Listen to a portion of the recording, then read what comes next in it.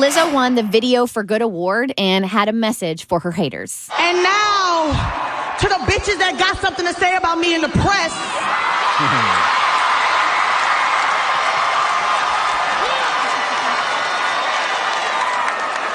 You know what? I'm not gonna say nothing. They be like, Lizzo, why don't you clap back? Why don't you clap back? Because, bitch, I'm winning, ho.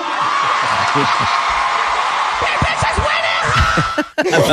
Best revenge is success. Just go win. You got social media, man. And I don't know. There are just some times right now that I just really feel like I can't keep up, honestly, with the climate of negativity.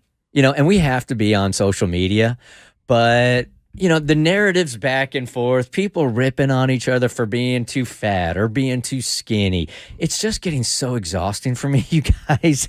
I just want to check out of the whole thing altogether. Does it ever affect you guys? Like, I feel like it's changing my opinion on humans in general, and I still want to believe that by a far margin, most people are good. And what you see online is mostly negative, and I feel like it's changing me at my core. It used to affect me a lot. It used to really bother me. But then somebody gave me the advice one day to stop running from it and just embrace it and just realize that hurt people. And it's just unfortunate that a lot of times the good people are not going to go out their way to say something, but whereas the people who are miserable will, and it'll make you think that everyone is like that and it's overwhelming. But in reality, that's not everyone. That's just some people online. Cass? I think the thing that helps me, because I feel the same way as you, Bert, is just to remember the silent majority. The silent majority exists. Yes. I mean, the fraction of the world's population that's actually on social media is tiny, like infinitesimal. So to remember that there is a silent majority of good people out there who aren't hating like this publicly, that's what gets me through. I mean, you would never say these things to somebody's face, right? That dude's probably never going up to Lizzo and would say that, but somehow, some way, the internet has created this camouflage or this security that you feel like you can say anything to anybody without it affecting them, and it has just really drawn me in. Like, I used to fight for people. I don't feel like fighting for people anymore. Something is the matter with humans. Yeah, no, so my, it's been shaken for me. And like, I was really good there for a while and thought you talk about like a thick skin and things of that nature. And I was like, yeah, whatever. But as of recently, there's some things that have been said that have really shaken my confidence in myself. Really? Yes. And like how I do my job. It's like, it's physically, mentally, and emotionally affected me. And and it hurts to say that. And it hurts even more to admit it, but it has. And here's the thing, Kristen, with what you're saying also, is the ones that are doing the attacking and saying those things, that right there for them is a home run. Mm-hmm. That right there is really, really what they want, that they got inside of your head and somehow, some way you're changing your life because of the negativity they brought into it. The mentality of somebody that their final goal is to be blocked or annoy you so much that you get into a fight with them is so pathetic to me. But it happens way too often. It's exactly what they want, what you're saying that you were feeling. And I knew that when I was feeling it. And that's why I just made it a point to say, listen, if you are a good person and you know you have good intentions and you're coming from a good place, you should never allow someone to make you feel like you are not, because you know you. I agree wholeheartedly with you.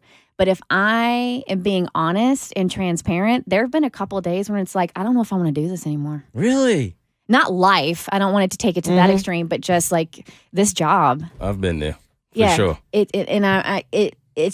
really, I can see myself overthinking, and now I'm being hypercritical of, what I'm saying and what I'm doing. And, it's getting better. It's slowly starting to get better, but I was definitely in a place there where I was like, I allowed them, and I'll take the ownership on this. Mm-hmm. I'll take the onus. I allowed them to make me feel unworthy. Man. I know, it sucks, but it's the truth. Yeah.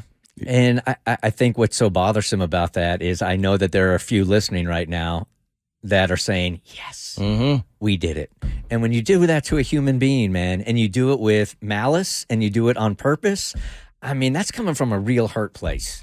But I have learned if you do embrace it, because I used to run from it, if you embrace it long enough to where you genuinely get to a place where it doesn't bother you as much or it cannot affect you, like especially within you, then that's a level of peace and freedom that I think every good person should have before they leave this earth. I mean, I can't imagine being Lizzo and seeing those comments every God. single day, Man. man. Or even And Chloe. she's been honest too. Like Yeah.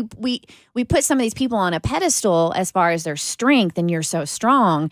And we do this to a lot of people, but it's like they're allowed to have bad days too. Mm-hmm. Like it's okay to not be okay. And sometimes because when she talked to you and you interviewed her, she was very open and honest about the Anxious, fact. man. Yeah, like there's anxiety and there's times when those comments hurt, but then you dust yourself off, you get back up and you keep on going because there's so many more people out there who appreciate what you're doing. 100%. Have you talked to your therapist about Oh, God, yeah. those that are stealing your joy from this? It's why I'm back to going every 2 weeks. They will love to hear that. But, Yes. I used to say that I thought that 80% of people were really, really good. You had 20% that were really, really nasty. And I really loved living in that world. I don't know that I see it that way anymore, man. I still see it that way. I still see a percentage of people being good. This is something I need to work on, that I'm allowing it to affect me. That's what you focus on. I know. It's the perspective. The Bert Show. Like what you just watched? Well, you can get a lot more of The Bert Show for free on Apple, Spotify, or wherever you get your favorite podcasts.